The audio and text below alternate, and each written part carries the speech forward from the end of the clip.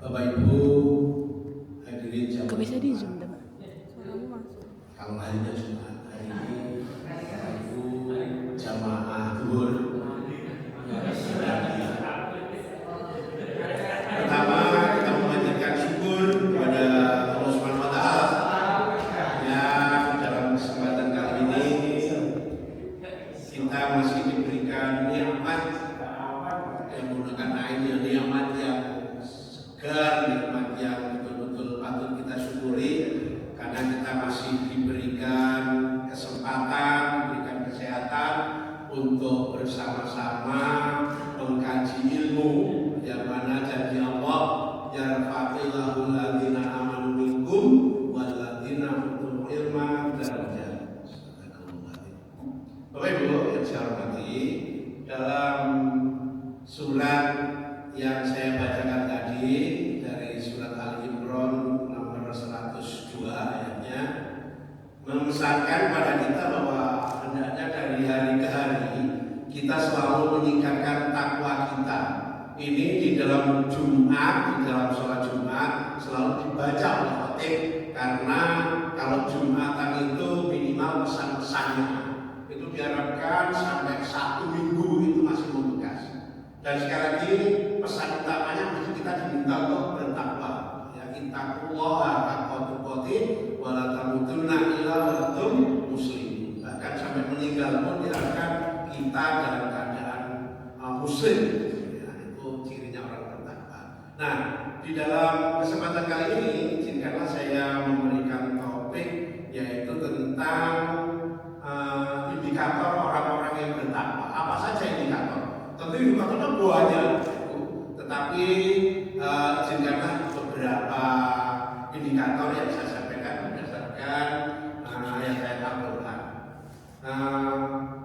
Pesan yang lebih lagi juga tertulis di dalam surat Al-Hujurat bahwa inna akramakum indallahi atqakum. Itu tujuan kita bareng-bareng, bahwa sebetulnya orang yang paling berharga di sisi Allah itu adalah orang yang paling bertakwa.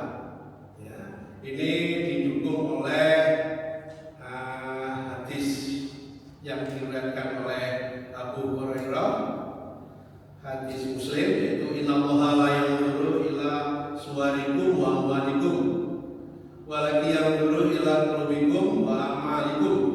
Sesungguhnya Allah tidak melihat rupa dan harta kalian, tetapi Dia melihat hati dan amal kalian.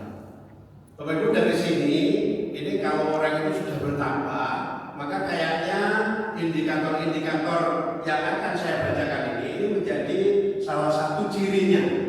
Jadi kalau kita sudah tahu bahwa takwa itu adalah segalanya di sisi Allah, maka mari kita bersama-sama untuk menjadikan takwa itu sebagai tujuan kita, sehingga ketika meninggal nanti kita diberi istilah husnul khotimah itu. Oke, jadi tapi kok sudah bicara meninggal, biasanya orang yang sudah mendekati umur itu berbicaranya ke sana. Tetapi sebetulnya bukan itu, ya, bahwa ternyata orang yang cerdas itu adalah orang yang selalu mengingat-ingat tentang kematian, karena itu untuk hidupnya sehingga berhati-hati. Ya. Oke. Nah, selanjutnya saya akan mengutip surat Al-Imran kali ini yang ayat nomor 134. Bismillahirrahmanirrahim. Alladzina yunfiquna fis-sarra'i wad-dharra'i wal kadhibina al-ghaidha wal 'afina 'anil nas wallahu yuhibbul muhsinin. Ini ciri yang saya kira perlu saya kemukakan, bahwa orang-orang yang berinfak baik waktu lapang maupun sempit, dan orang-orang yang menahan amarahnya serta memaafkan kesalahan orang lain, dan Allah mencintai orang-orang yang berbuat kebaikan. Ini adalah ciri-ciri atau indikator orang yang bertakwa. Jadi kalau boleh diurai, yang pertama adalah menafkahkan hartanya, baik dalam keadaan lapang maupun dalam keadaan sempit. Yang kedua menahan amarahnya. Yang ketiga memaafkan manusia. Ya, nanti yang akan saya bahas lama, kira-kira butuh waktu setengah jam itu tentang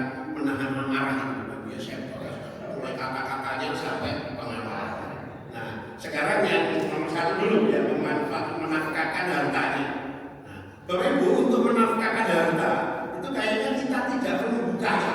Ya. Katanya Gus Baha, kalau kaya itu malah kita tidak bisa ikhlas. Kalau sekarang itu ya semua kita punya harta 1 juta, ya mungkin diminta 500, insya Allah kita kalau orang lama tidak sedang. Tapi kalau kita sudah kaya, punya 1 miliar, boleh nggak diminta setengahnya? Tidak boleh, jadi sudah termasuk banyak gitu. Nah, siapa orang yang belum kaya itu? Ya kita yang masih ingin kaya. Kalau Bapak Ibu yang masih ingin kaya, berarti Bapak Ibu belum kaya. Itu mari kita bareng-bareng menafkahkan harta kita di jalan Allah itu.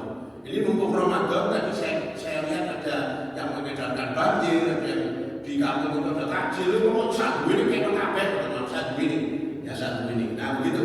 Nah jadi jangan dikira bahwa yang namanya menafkahkan harta itu menunggu kaya. Sekali Bapak Ibu, kalau Bapak Ibu nanti kaya, itu malah biasanya mohon maaf tidak menjadi loman, malah menjadi mendidil. Ya, katanya orang Jawa itu mendidil. Ya, oke. Yang ketiga dulu, memaafkan manusia. Ya, Bapak Ibu, ya apa yang dimaksud memaafkan manusia? Yaitu bahwa kita jangan mempunyai sifat yang ya katakanlah pendendam, ya sekiranya itu bersifat tidak prinsip, ya bersifat tidak mengganggu akidah, tidak bersifat mengancam harta kita. Saya kira kata-kata maaf itu bisa kita ucapkan kepada orang yang menurut kita berbuat salah. Soalnya kadang-kadang menurut kita salah itu orang lain belum tentu salah loh, ya. Salah menurut kita tapi orang lain merasa tidak salah. Nah, bagaimana? Maka orang yang bertakwa itu tidak hanya menahan amarahnya saja, tapi bisa memberi maaf atas orang lain yang berbuat salah dengan ikhlas. Tapi biasanya kalau kita mengetahui di beberapa berita, secara hukum saya memaafkan, ya, secara manusiawi, tapi secara hukum nanti diteruskan, itu namanya tidak ikhlas. Kalau sudah maaf ya maaf, sudah usah ngomong hukum dan sebagainya. Hukum biar urus polisi, kalau kita sudah maaf gitu aja. Nah itu adalah bagaimana kita membuka maaf. Maka ada hadis yang memuliakan orang-orang yang selalu memaafkan orang lain. Wa ma jadallahu abdan bi afwin illa izzah. Ya, apa itu? Artinya bahwa Allah tidak akan menambah bagi seorang hamba yang memaafkan kecuali hanya kemuliaan. Jadi insya Allah kita akan ditambahi kemuliaan oleh Allah kalau kita bisa memaafkan orang lain. Jadi bagaimana contohnya kalau ada kesalahan yang dibuat di lingkungan kantor kita namanya, jika ada kesalahpahaman antara rekan kerja, maka ya sebaiknya tidak usah menyimpan dendam ya. Ini kalau teman-teman teknis saja, temannya itu kalau salah ya ada yang dimarahi, dan sebagainya dan sebagainya ya. Terus nggak apa-apa, sudah usah dimaafkan saja. Yang kedua, apabila Bapak Ibu ini mendapati peserta diklat yang berbuat kurang baik, ya diberitahu dimaafkan. Dan yang ketiga, menciptakan budaya yang harmonis, Bapak Ibu ya, yang harmonis bagaimana di kantor kita ini saling memaafkan. Nah ini sekarang kepada yang marah tadi, Bapak Ibu, yang agak lama. Sekarang dari terminologi dulu ya, Bapak Ibu. Marah itu beda dengan mengamuk. Marah itu beda dengan mengamuk. Nah, kalau mengamuk itu mesti marah dulu baru ngamuk. Ya, tapi kalau ngamuk dulu baru marah tidak ada. Nah, jadi bagaimana bahaya mana marah dengan ngamuk? Ya kita lihat saja konteksnya bagaimana. Bapak Ibu gini, jadi kalau bahasa Jawa itu sebetulnya ngamuk itu disertai tindakan-tindakan. Ya, nah kalau ngamuk tidak ada tindakan, biasanya istilahnya nesu atau muring-muring. Awang itu nesu, wong itu muring-muring. Tandanya paling-paling ya wajahnya agak merah, ya, terus tangannya menggenggam-genggam, terus bahasanya bicaranya agak serak-serak, itu tanda-tanda orang marah. Tapi kalau sudah mulai berani ngamuk itu ada tindakannya. Ya, nah soalnya ngetik-ngetik anak-anak moro-moro ngamuk, nah itu biasanya keyboardnya namanya sudah mulai ngamuk, ya. Contohnya kalau ini dicelapin tetean itu ngamuk, beda dengan ngamuk. Ya. Nah sekarang Bapak Ibu saya beritakan lagi, kalau gajah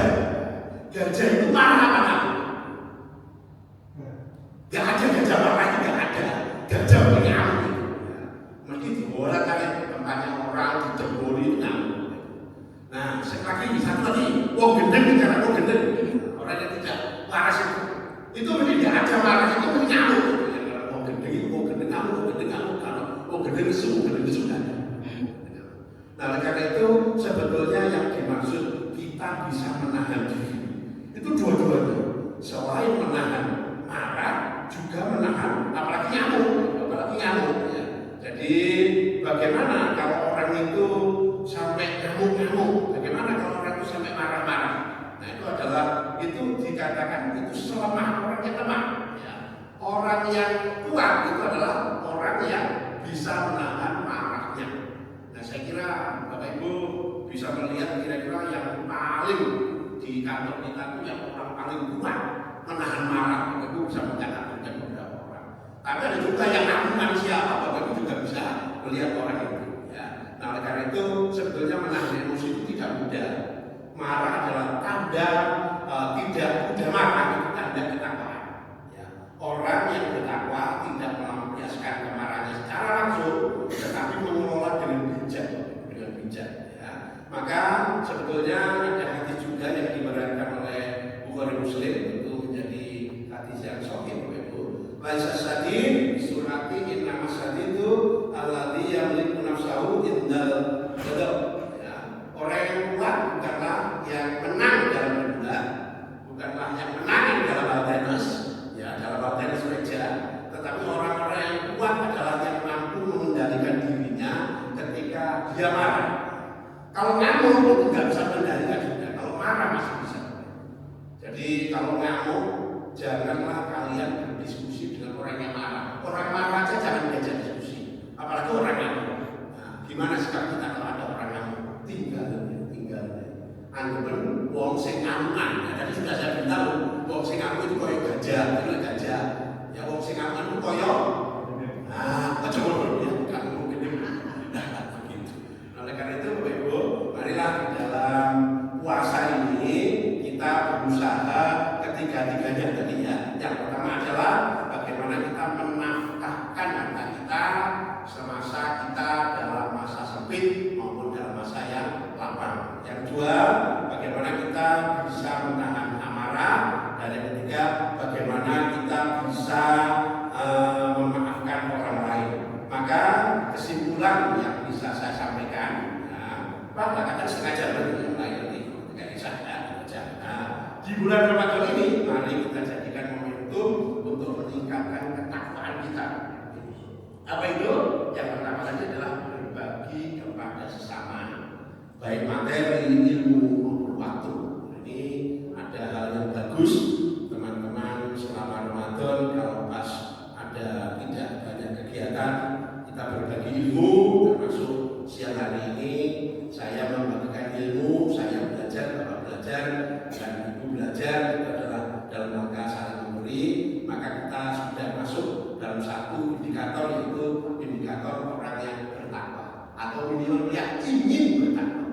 Yang kedua, bisa mengontrol emosi agar lingkungan kerja menjadi lebih harmonis.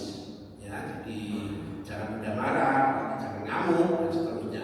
Dan yang ketiga, memaafkan agar hati lebih tenang dan kerja lebih produktif. Tapi kalau pertanyaan hati dibalik, apa tidak boleh? Boleh, ya, tapi dikelola dan seterusnya. Dengan mengamalkan tiga indikator tersebut, insya Allah kantor kita, lingkungan kita, keluarga kita, maka akan menjadi keluarga yang lebih kondusif. Kalau ditarik lebih besar lagi, masyarakat kita menjadi masyarakat yang kondusif. Kalau ditarik jauh lebih besar lagi kepada umat Islam, maka umat Islam itu menjadi umat Islam yang kondusif, umat Islam yang bisa menjadikan contoh bagi kehidupan yang ada di dunia ini. Bapak Ibu, ada kekurangan saya mohon maaf sebesar-besarnya. Apabila ada kelebihan itu memang dari Allah, dan kalau ada kekurangan adalah pribadi saya sendiri. Bila taufiq wal hidayah, wal hidayah, nasrullah wa wallahu muwaffiq ila aqwamit thariq.